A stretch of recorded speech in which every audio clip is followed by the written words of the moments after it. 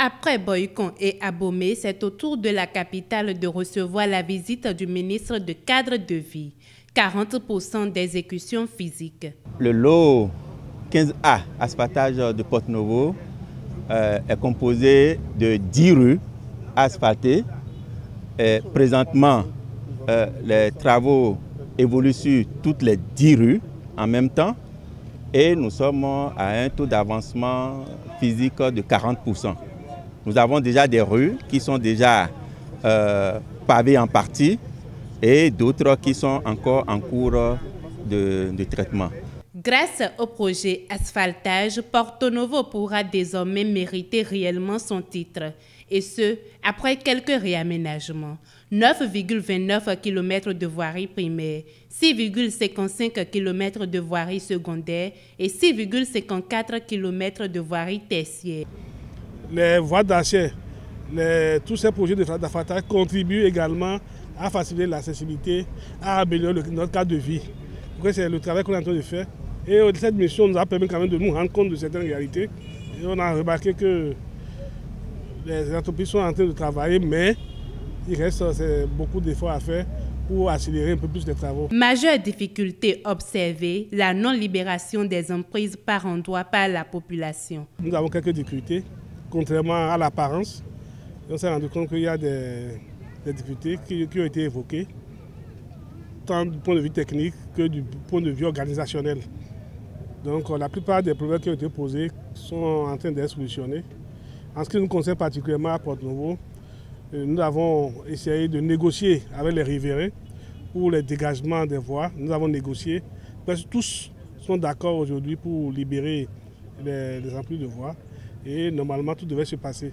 Ce qui nous revient, c'est que d'ici là, nous allons pouvoir, au niveau de la mairie, dédommager ces personnes qui sont dans ces cas-là. De Porto-Novo, le cap est mis sur Semenpodji où le taux d'exécution est aussi de 40%. Cette visite est le lieu de relancer les travaux de plus belle. C'est pratiquement un salut pour les populations. Je crois que c'est les quelques dysfonctionnements qui subsistent encore ou dans le cadre de sa mise en œuvre que le ministre est venu constater afin donc de donner des instructions. Je crois quand même que ceux à qui les travaux sont confiés savent à quoi s'en tenir. Pour nous autres, nous sommes satisfaits d'abord du programme et de la descente du ministre parce que ça relance les choses. Je remercie d'abord le gouvernement qui vraiment a mis les moyens à démontrer qu'on peut faire beaucoup de choses en peu de temps. Et la chance m'a été donnée d'être sélectionné pour réaliser ces projets. Je n'ai pas le choix que de réussir les projets pour le bien-être de tout le monde. Nous sommes descendus à Porto-Novo sur le lot 15A et maintenant à Semenpodji sur le lot 17A, comme nous le faisons ailleurs dans la supervision classique pour voir comment se passent les choses. Mais c'est parce que nous avions effectivement eu quelques retours qui faisaient présager d'un certain relâchement, tant au niveau du contrôle que de la mise en œuvre, que nous sommes venus faire le point. Et nous considérons les entreprises qui sont en charge de la réalisation du projet comme des partenaires et nous considérons également les missions de contrôle comme des partenaires, mais des partenaires d'un autre type. Ce qui assure le succès du projet en termes de qualité, en termes de délai, en termes de rigueur, en termes d'esthétique, c'est la mission de contrôle. Donc ces missions ont un rôle déterminant que nous sommes venus rappeler à cause du relâchement que nous avons observé. Aucun projet du PAG ne sera un éléphant blanc. Et je pense que, après avoir fait le tour, nous nous sommes entendus.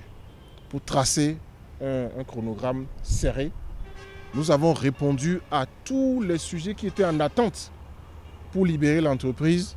Et je pense qu'à partir de maintenant, nous allons prendre une autre cadence en matière de contrôle, en matière surtout de supervision. Et nous allons faire la supervision ensemble avec la mairie de Semenpodji et avec la mairie de Porto-Novo.